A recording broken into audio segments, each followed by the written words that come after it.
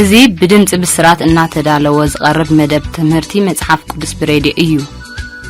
በትራንስ ወርልድ ሬዲዮ ካብዶ አፍሪካ ዝመሓላለፍ ድምጽ بسرات ኩሉ ግዜ ካብ ሶኒክ ሳብ ዓርብ በሰዓት እዚ ዝቀርብ መደብ እዩ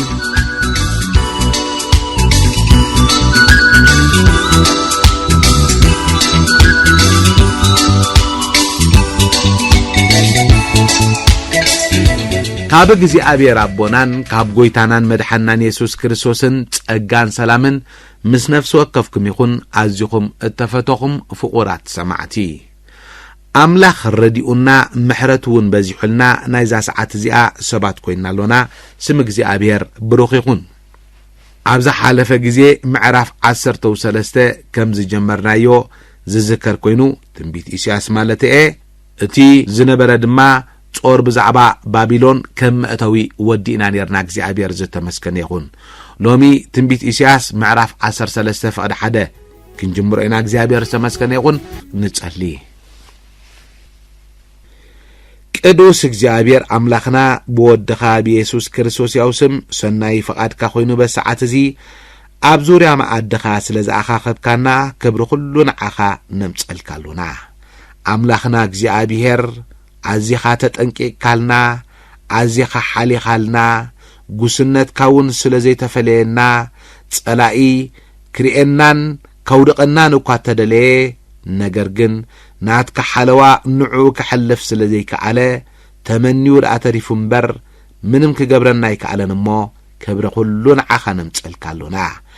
አምላኽና እግዚአብሔር በወድኻ በኢየሱስ ክርስቶስ ያውስም ሎሙውን ክብሪ ኩሉ ንዓኻ ነምጸልካሉና ከመይሲ ትምህረና ተለብመና ብምስትውዓል በፍልጠቱን እግዚአብሔር ተዕብየና ስለዘለኻ አምላኽና እግዚአብሔር በወድኻ በኢየሱስ ክርስቶስ ያውስም በዚ ሰዓት ዝድማ ክንፈልጦ ዝግባአና ኩሉ ከተፍልጠና ክንመሃሮ ዝግባአና ኩሉ ክትምህረና በኢየሱስ ክርስቶስ ያውስም ንዓኻ ብዘይ ሕጎስናሉ ንዓኻ ብዘጓሃናሉ ንዓኻውን ደስ ብዘይበልናሉ ነገር ኩሉ ድኹም ጎንና እናመጽኻውን የማነይትኻ ረዲአትና ድጋፍ ክትኮነና ንጽልያሉና አምላኽና እግዚአብሔር በነገር ኩሉ ስኻለ ዕልበል በወድኻ በኢየሱስ ክርስቶስ ያውስም ሎሙውን ኣብ ዝተፈላለየ ኩነታት ናይ ህይወት ኮይኖም ነዚ መደብዚ ስለዝከታተሉ ሰማዕቲ ጽልይ ኣለሁ እግዚአብሔር ካብ ዓቅሞም ንላዕሊ ኮይኑዎም ንዝጭነቁ ነፍሳት ካብ ዓቅሞም ንላዕሊ ኮይኑዎም መፍትሒ ንዝሰኣኑ አቦ ነገራት ንዝሓርበቶም ድሕዝዎ ድጭብጥዎ ንዝጠፍኦም ሎሚ በዓቅሊ ክትባርኾም እጽልይ ኣለሁ ነገራት በዓቅሊ እንተደዓኒ ሱቅ ኢልና ርኢናዮም ግዜ ሓሎም ባዕሎም ብገዛ ርእሶም ናብ ዕረፍቲ ናብ ፍትሒ ይመጽኦም እሞ አቦ ተስፋ ንኸይቆርጹ ስሊኦም እጽልይ ኣለሁ ብጎይታ በኢየሱስ ክርስቶስ ያውስም ተስፋ ዘቁርጽ መንፈስ ዝተፈላለየ ውግእ በኢየሱስ ክርስቶስ ያውስም ካብ አእምሮኦም ይሰበር አቦ በኢየሱስ ክርስቶስ ያውስም ዓቃላት ንምድሪ ኾርሱዋዮም እሞ ቡጻአንም ተባይሉ ከም ተጻሕፈ አቦ ህዝብኻ بعقل ختبارخ تصلي عليه حزبخا بتعجزت ختبارخ تصلي عليه حزبخا بسلام كتبارخ تصلي عليه عبو بنجر كله سخال على بال بقويتها بيسوس كريستوس يوسم نتصلي علونا بساعات زدما كاب الكازتل عليه سلامنا عرفتنا حقوسنا فوسنا ملوك خون اتصلي عليه بقويتها بيسوس كريستوس يوسم نزدخمو مبرتع يكون اللوم ما أسرتي يبتاتخ عرعود كاب منكوبم يسبر بقويتها بيسوس كريستوس يوسم دك عصم يتعم بقويتها بيسوس كريستوس يوسم نايت قولتي وطم يبارخ مسكال كازل لوم جزي أبو إنا زايدن إنا بزحن كخيد اتصلي عليه عب حقها تعمرات كرئس يعنتي كفتلي كم زبالة باريخ داويت يعنتم كفيتكا عب حقها تعمرات تاريخا مسكالكا فقري كهون اللوم اتصلي عليه بنجر كله السخالة على بل بالتفتو ودخا بيسوس كريستوس يوسم تصلي آمين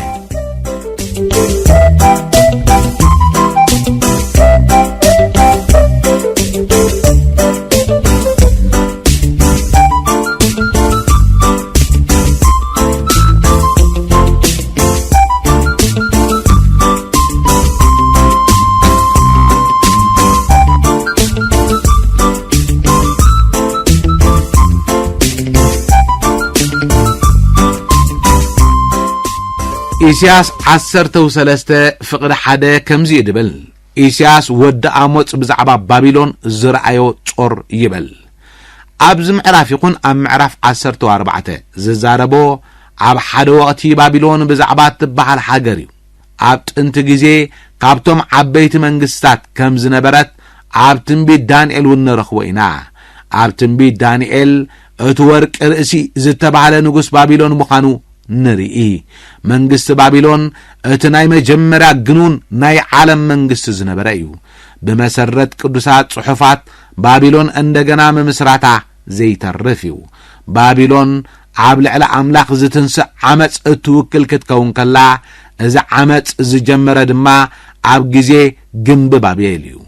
ኣብ ረኣይ 17:18 ድማ ባቢሎን ንናይ ሓሶት ሃይማኖት ፖለቲካን እትውክል ኮይና ኢና ንሪኣ እቲ ናይ መወዳእታ ዕንወታ ድማ ካብዞም ምዕራፋት ኢና ንሪኦ እዚ ከም ዝኸውን መጀመርያ ዝተነግረ ድማ ቀፂልና ኣብ ንሪኦ ክፍሊ እዩ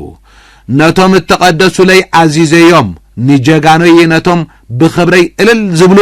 ንምፍጻም ቁጣዓይ ጸዊዐዮም ኣለኹ ይብል ኢሳያስ 13:3 ካብዚ እተቀደሱ ለይ ዝብል ዘሎ ንሓደ ዕላማን ተልእኾን ዝተፈለየ ኣካላት እዩ እግዚአብሔር ንዝተፈለየ ዕላማን ተልእኾን ንባቢሎን ኣተንሲኡ ነይሩ ዓሶውን ከምኡ ርእሱ ዝኸኣለ ዕላማ ኣተንሲእዎ ነይሩ ህዝቡ ክቐጽዕ ብኽልቲኦም ተጠቂሙ ድሒሩ ድማ ንኦም ቀጺዕዎም ንጽቡቕ ይኹን ንሕማቕ እግዚአብሔር ዕላምኡ ከተግብረሉ ዝፈለዮ ነገር ዝተቀደሰ እዩ ዝበሃል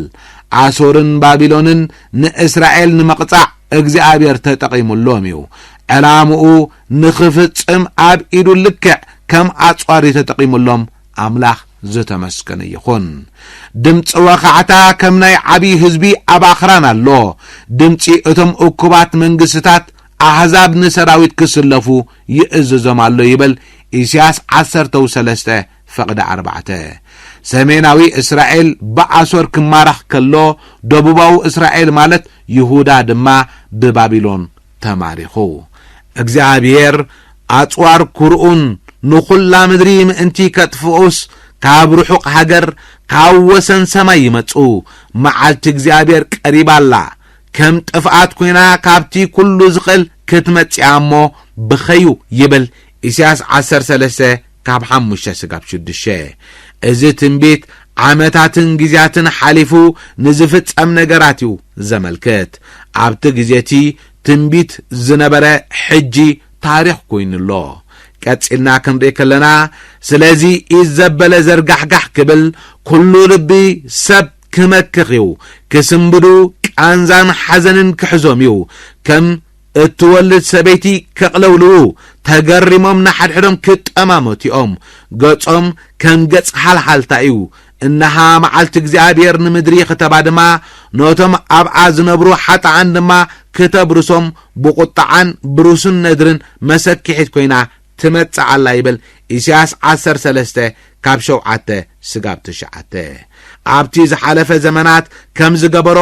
ኣብቲ ዓብ መከራውን ንባቢሎን ከም መቕጽዒ ክጥቀመላ እዩ እቲ ዓብ መከራ ናይ ጻዕሪ ግዜ ዝተባህለ ብዘይ ምኽንያት ከም ዘይኮነ ክርአ ይከኣል ጎይታ ዝመጽእ ድሕርዚ ጻዕሪ እዩ ቀጺልና ፍቕዲ 10 ክንደይ ከሎና ከዋኽብቲ ብርሃኖም ኣይከብርሆን እዮም ፀሓይ ክትበርቕ ከላ ጽልመት እያ ወርሒ ከዓ ብርሃና ኣይከተብርህን ይብለና ኢሳያስ 13:10 ጎይታ ኢየሱስ ክርስቶስውን ነዚ ብዝምልከት ትንቢት ተዛሪብኡ ቀጺልና ኣብ ማቴዎስ 24:29 ክንረኽለና ከምዚ ይብል ድሕሪ መከራ ታቕነቲ ኣግና ብኡንብኡ ፀሓይ ክትጽልምት ወርሕውን ብርሃና ኣይክትህብን እያ ከዋኽብቲ ካብ ሰማይ ክወድቁ ሓይልታት ሰማያቱን ከንቀጥቅጥዮም ይብለና ማቴዎስ 24:29 እቲ ራብዓይ መልኣኽውን መለኸት ነፍሐ ሲሶኦም ምእንቲ ከጸልምት መዓልቲ ሲሶኣ ምእንቲ ከብርህሲ ለይትውን ከምኣ ሲሶ ፀሓይ ሲሶ ወርሕን ሲሶ ከዋኽብትን ተወቅዐ ይብል ረኣይ 8:12 እዞም ጥቕስታት ምስቲ ኣብ ላዕሊ ዝረኣናዮም ዝመሳሰል ሓሳብ እዩ ኣስፊሮም ዘለዉ ንዓለም ስለ ኽፍኣታ ንረሲኣን ድማ ስለ ዓበሶኦም ክቐጽዖም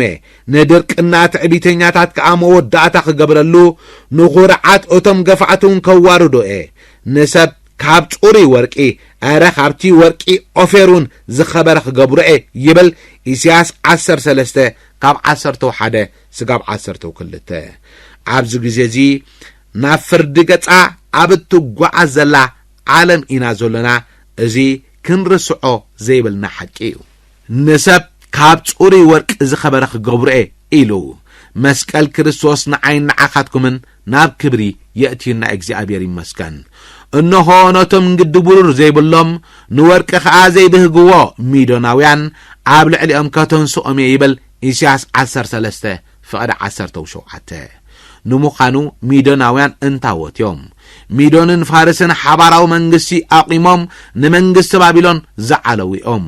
ኢሳያስ እቲ ትንቢት ኣብ ቀረባ ግዜ ዝፍጸም ከም ዝኾነ ንምምልካትዩ ስም ናይ ሚዶናውያን ጠቂሱ ዘሎ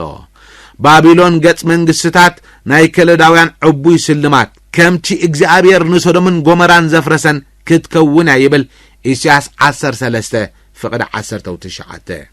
ባቢሎን ዓባይ መንግስቲ እንተኾነት እኳ እዚ ትንቢት ብትክክል ተፈጺሙ ብርግጽ ኣብ ሓደ ወቕቲ መቄዶንያ ዓባይ መንግስቲ ነራ ግብፅን ሮማንን በተመሳሳሊ ዓበይት መንግስትታት ነረኔን ይኹን እምበር ምስ ባቢሎን ዝወዳደር ዕቤት ኣይነበሮምን እዚ ጥቕስ ዝውን ገጽ መንግስትታት ብምባል እቲ ዕቤታ ይገልጸሎ ባቢሎን ከምቲ ሶዶምን ጎመራን ዝኾንኦ ክትከውን እዩ ተነቢው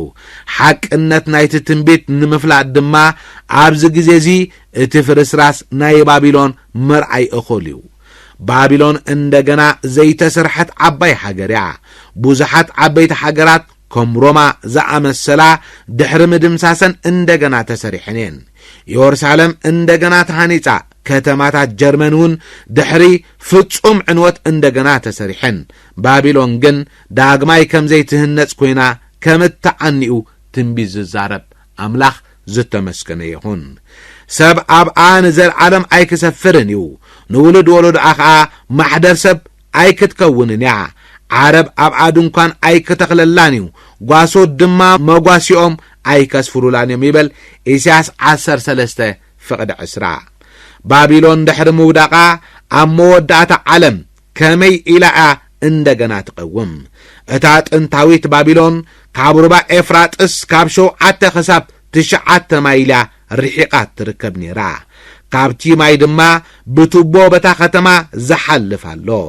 እዛ ጥንታዊት ባቢሎን ወላ እኳ ኣብዚ ቦታ እዚ መሊሳ እንተ ዘይተሰርሐት ኣብ ካልእ ቦታ መሊሳ ምህናፃ ግን ዘይተርፍ እዩ ግናኸ ኣራዊት በረኻ ኣብኣ ክሰፍሩ እዮም ኣባይታ ጉንጓታት ክመልኣዩ ሰገን ኣብኣ ክነብራየን ኣጋንንቱን ኣብኣ ክሰራሰሪኦም ኣኽላባት በረኻ ኣብ ኣዳራሻታ ወኻሩ ድማ ኣብቲ ጽቡቕ ግንብታታ ክንቅዊኦም ግዚኡ ቀሪቢኡ መዓልትታታውን ኣይክዱንግያኔን ይብል ኢሳያስ 13 ካብ 21 ስጋብ 22 ኣብ መወዳእታ ዘመን ባቢሎን መሊሳ ዓባይ ሃገር ክትከውን እያ መርሐያ ድማ እቲ ሰብኣይ ዓመፃ ወይ ድማ ጸረ ክርስቶስ ተባሂሉ ዝፍለጥ እዩ ክኸውን እተፈተኹም ሰማዕቲ ምዕራፍ 13 ትንቢተ ኢሳያስ እዚ ሰማዕናዮ እዩ ነይሩ ድሕሪ ዝሓጻር መሰጋገሪት ሙዚቃ ምዕራፍ 14 ትንቢተ ኢሳያስ ክንሰግድ ኢና ኣብ ዘለኹም ማጽንሑኒ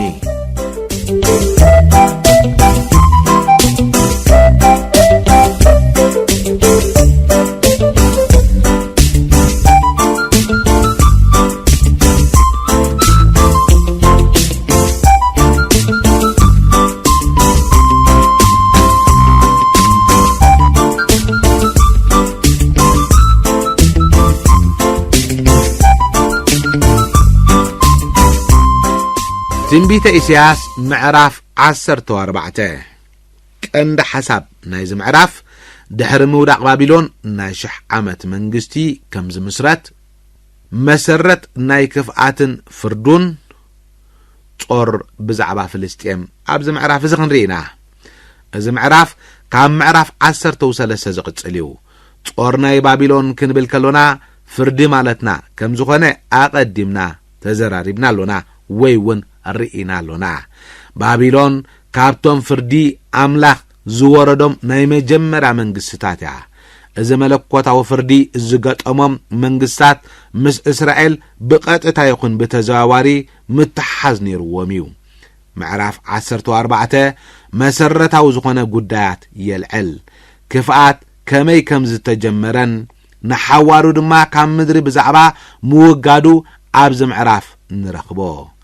ዓለም ለኻዊ ርእሰ ጉዳያት ንምድህሳስን ብዛዕባ ዘለዓለማዊ ነገራት መግለጺ መሃብን ኩነታት ኣብ ግዚኡ ዝነበሩ መንግስታት ከም ምሳሌ የቕርቦም ናይዚ ዓለም ውፃእን ውረድን ናይ መንግስታት ኩነታትን ብሸነኽ ሰባት ዘይኮነስ ብሸነኽ መለኮታዊ ኣረኣያ ክሪኦም እዩ ዝመርጽ ኣምላኽ ዝተመስገነ ይኹን ካብዚ ምዕራፍ ከም እንሪኦ ባቢሎን ናይ መወዳእታ ፍርዲ ተቐቢላ ስለ ዝኾነ ድማ እዚ ምዕራፍ ብልዑል ሓጎስ እዩ ዝጅምር ኣብዚ ምዕራፍ ናይ 1000 ዓመት መንግስቲ ተመስሪቱ ፍርሓትን ስግኣትን ድማ ተወጊዱ ኢና ንረኽቦ ብዛዕባ ፍርዲ ጥራይ ዘይኮነስ ፍርዲ ዝመጸሉ ምኽንያት እውን ስለ ዝገልጽ ብኣቀራርብኡ ፍልይ ዝበለ እዩ ዝተፈላለዩ ነገራት ከም ብርሃን ጸልማትን ዝኣመሰሉ ብምንጻር እዩ ዘቕርብ በቲ ሓደ ወገን ኣብቲ መንግስቲ ብዛዕባ ዝመጽእ ሓጎስ ይዛረብ ብኻልእ ወገን ድማ ብዛዕባ ፍርዲ ገሃነብ ይዛረብ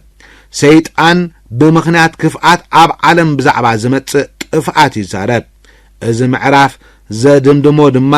ብዛዕባ ጦር ፍልስጤምን ዝጽብያ ዘሎ ጥፍኣትን ብምዝራብ እዩ ምናልባቱን እዚ ብሓንደበታዊ ሞት ናይ ኣሃዝ ክኸውን ይኽእል እዩ ካልኣይ ነገሥት 16 ካብ 19 ስጋብ 20 ዘሎ ሓሳብ ክንሪኦውን ንኽእል ኢና እስከ ቀፂልና ኢሳያስ 14 ዘሎ ሓሳብ ፍቕዲ ሓደ ክንፍልሞ ኢና እግዚአብሔር ንያዕቆብ ክምሕሮ እሞ ከም በሓድሽ ንእስራኤል ክሓርዮም ኣብ ሃገሮም ድማ ከቁሞም እዩ ማዕከላይ ዓሌት ክጽምበርዎም ኣብ ቤት ያዕቆብን ክለግቢኦም ይብል ኢሳያስ 14 ፍቕዲ ሓደ እቲ ትንቢት ብዛዕባ መወዳእታ ዘመን እዩ ዝዛረብ ዘሎ እስራኤል እንደገና ከም መንግስቲ ከም እትቀውም እግዚአብሔር በተደጋጋሚ ተዛሪቢኡ ይኹን እምበር ኣብዚ እዋን እዚ ትንቢት ተፈጺሚ ከብለና ዝኽእል ብቑዕ መረጋገጺ የብልናን እግዚአብሔር ንህዝቢ ከም መንግስቲ ኣብ ዘቆመሉ ግዜ እስራኤል ከምቲ ናይ ቅድሚ ሕጂ ምስ ሃገራት ኣብ ግጭት ኣይክትኣትውን እያ ሓገዝ ደልያ ድማ ናብተን ዓበይቲ ሃገራት ምኻድ ኣየድልያን እዩ ምኽንያቱ ኣብቲ ግዜቲ ዝገዝእ በዕሉ ጎይታ ኢየሱስ ክርስቶስ እዩ ኣምላኽ ዝተመስገነ ይኹን እስከ ቀፂልና ኣብ ኢሳያስ 14 ፍቕዲ 2 ዘሎ ሓሳብ ክንርኢና እቶም ህዝብታት ሒዞም ናብ ቦትኦም ክወስድዎም እዮም ቤት እስራኤል ድማ ጉዝኣትን ኣግራድን ገይሮም ኣብቲ ምድሪ እግዚአብሔር ገንዘቦም ክገብርዎም እዮም ነቶም ማረኽቶም ክማርኹ ነቶም ገፋዕቶም ድማ ክገዝኦም ይብል ኢሳያስ 14 ፍቕዲ 2 እቶም ህዝብታት ሒዞም ናብ ቦትኦም ከም ዝወስድዎም እዚ ትንቢት ግና ኣይተፈጸመን ኣሎ ከም ሓቂ ኣሕዛብ ንእስራኤላውያን ክቃወምዎም እምበር ናብ መሬቶም ክምለሱ ከረድእዎም ኣይረኣናን ካልእስ ይትረፍ ኣብቲ ግዜቲ ነቲ ምድሪ እትቆጻጸር ዝነበረት ዓባይ ብሪጣንያውን ድሕሪ ካልኣይ ኩናት ዓለም ኣይሁዳውያን ናብ ሃገሮም ካኣቱ ፍቓደኛ ይነበረትን ሩስያውን ኣብ ሃገራ ዝነብሩ ኣይሁዳውያን ናብ ሃገሮም ከይኣቱ ዝተፈላለየ ሽግር ትፈጥረሎም ነይራ ካልኦት መንግስታቱን ብዛዕባኡ ግዳ ኣይነበሮምን ስለዚ እዚ ትንቢት ገና ኣይተፈጸመን ዝበልናዮ ብዘይ ምኽንያት ኣይኮነን ቀፂልና ክንረኸለና ፍቕዲ 3 ክኸውን ካዩ እግዚአብሔር ካብ ጻዕርኻን ካብ መከራኻን ካብቲ ኣብኡ ኣእትዮምኻ ዝነበሩ ጽኑዕ ባርነትን ምስ ዘዕርፈካ መዓልቲ ይብል ኢሳያስ 14 ፍቕዲ 3 ሎሚ ኣይሁዳውያን ኣብ ዝተፈላለየ ሽግርን ፍርሓትን እዮም ዘለዉ ኩሉ ግዜ ወተሓደራት እስራኤል ንዝኾነ ይኹን ሽግር ተዓጢቖም ምስተዳለዉ እዮም እዛ ናይ ሕጂ የሩሳሌም ዕረፍት የብላን ሽዑ ኣብ ልዕሊ ንጉስ ባቢሎን ከምዚ ኢልካ ክትምስል ኢኻ ከመይ ኢሉ እቲ ጨቋኒ ተወዲኡ ኣረ ትገፋዕኸ ከመይ ኢሉ ተወዲኡ እግዚአብሔር ንበትር ረሲያን ነቲ ዘንግ ገዛእቲ ሰበሮ ነቲ ንህዝብታት ብቁጣዓ ከቋረጸ ዝወቅዖም ነቲ በኹራት ዓጋቲ ብዘይብሉ ምስጓጉን ንህዛብ ዝገዝአ ዘንጊ ሰበሮ ይብል ኢሳያስ 14 ካብ 4-6 ኣብዚ ባቢሎን ክብል ከሎ ብዛዕባቲ ኣብ መወዳእታ ዘመን ዝትንስእ ጸላኢ ምዃኑ ኣኣምን ከም እትፈልጥዎ ባቢሎን ሓደገኛ ጸላኢ እዩ ኣብዚ ግዜ ግን ንኹሎም ናይ እስራኤል ጸላእቲ ብዝውክል መልክዑ ተገሊጹ ዘሎ ኣብ ላዕሊ ከም ዝረኣናዮ ብዛዕባ ኣብ መወዳእታ ዘመን ዝመጽእ ፍርዲ ይዛረብ እዩ ዓለምና ኣዝያ ዓመፀኛ ኮይና ብምርካብ ፍርዲ የድልያ እዩ ኩላ ምድሪ ዓሪፋ ሓዲ ኣላ ሰቡን እልል ይብሉ ኣለዉ ጽሕድታትን ኣእዋም ሊባኖስም እኳ ንስኻ ካብ እትወድቕ ጀሚሩ ክቆርጸና ዝደየበ የልቦን እናበሉ ብዛዕባኻ ይሕጎስ ኣለዉ ይብለና ኢሳያስ 14 ካብ 7-8 ክንርኢ ከሎና እዚ ትንቢት ገና ኣይተፈጸመን ድሕሪ ውግእ ኣርማጌዶን ክርስቶስ ናብዚ ምድሪ ምስ መጸ ሰላምን ዕረፍትን ክሰፍን እዩ ኣብ ክንዲ ሓዘን ድማ መዝሙር ክኸውን እዩ ኣምላኽ ዝተመስገነ ይኹን እቲ ታሕቲ ዘሎ ሲኦል ክትመጽእ ከሎኻ ክቀባበለካ ኢሉ በኣኻ ይዕገርግር ንድኔታትን ንኹሎም ሱልጥናት ምድርን የበራብረልካ ንኹሎም ነገስታት ኣሕዛብ ካብ ዙፋውንቶም የተንስኦም ይብል ኢሳያስ 14:9 ሲኦል ዝብል መቃብር ወይ ድማ ናይ ስቃይ ስፍራ ካብ ክልቲው ሓዲኡ ክትርጎም እዩ ዝኽእል ካብዚ ጽሑፍ ከም እንሪኦ ግን ናይ ስቃይ ስፍራ ክብል ዝደለየ እዩ ዝመስል ኩላቶም ከዓ ንስኻ ውንዶ ኸማና ሓሚካ ንስኻ ኸነዓናዶ መሲልካ ኢሎም ክምልሱልካ እዮም ክብረትካን ቃና መሰንቆታትካን ናብ ሲኦል ወሪዱ መንጸፍካ ሓሳኹ መደረብተኻ ድማ ሓሳኺኦም ይብል ኢሳያስ 14 ካብ 10-10 ሓደ ክንርኢ ከሎና መሰረታዊ ኣጀማምራ ሰይጣንን ክፍኣትን እንታይ ከም ዝመስል ቀጽልና ክንርኢና ኣይ ኣታ ብሩኽ ኮኸብ ወድ ወጋሕታ ከመይ ኢልካ ካብ ሰማይ ወደቅካ ንስኻ ንህዛብ ዘውደቅካስ ከመይ ኢልካ ናብ ምድሪ ተደረበኻ ይብል ኢሳያስ 14:12 እዚ ዝዛረቦ ዘሎ ብዛዕባ ሰይጣን እምበር ብዛዕባ ካልእ ክኸውን ኣይክእልን እዩ ካብ ሕዝቅኤል 28 ከም እንሪኦ ሰይጣን እግዚአብሔር ካብ ዝፈጠሮም ፍጥረታት ኣዝዩ ፍሉጥን ክቡርን ነይሩ ይኹን እምበር ኣብ ልዕሊ ኣምላኽ ዓሚጹ ንፍቃዱ ካብ ፍቃድ ኣምላኽ ንላዕሊ ካዕብዮ ደልዩ ኣብ ሉቃስ 10:18 ከም እንሪኦ ሰይጣን ከም መብረቕ ካብ ሰማይ ክወድቕ ከሎ ረእኽዎ ይብል ኣብ ቀዳማይ ዮሐንስ 3:8 ድማ ዲያብሎስ ካብ መጀመርታ ኃጢአት ይገብር እሞ ኃጢአት ዝገብር ካብ ዲያብሎስ እዩ ወዲ ኣምላኽ ከዓ ግብሪ ዲያብሎስ ምእንቲ ኸፍርስ ኢሉ እዩ ነዚ ዝተገልጸ ይብለና ኣምላኽ ዝተመስገነ ይኹን ኣብ ራእይ 12:7-9 ድማ ከምዚ ዝብል ሓሳብ ኣንቢብና መደብና ክንዓጽው ኢና ኣብ ሰማይ ከዓ ውግእ ኮነ ሚካኤልን መላእኽቱን ምስቲ ገበል ተዋግኡ እቲ ገበልን መላእኽቱን ድማ ተዋግእዎም ኣይሰዓርዎምን ከዓ ድሕሪዚ ስፍሮም ኣብ ሰማይ ኣይተረኽበን እቲ ንብዘላ ዓለም ዘስሕታ ዘሎ ዲያብሎስ ሰይጣን ዝበሃሉ ዓብይ ገበል እቲ ናይ ጥንቲ ተመን ተደርበ ናብ ምድሪ ተደርበ መላእኽቱ እውን ምስኡ ይብለና ተፈተኹም ሰማዕቲ ነዚ ምሸት ዝነበረና መደብ እዚ ሰማዕኹም ነይሩ ሓወኹም ቴድሮስ ተስፋኤ ምስ ቴክኒሻኒ ዓለማዮ ዳዊት ሰሰናይ ኩሉ ብዝሓልኩም ልዋም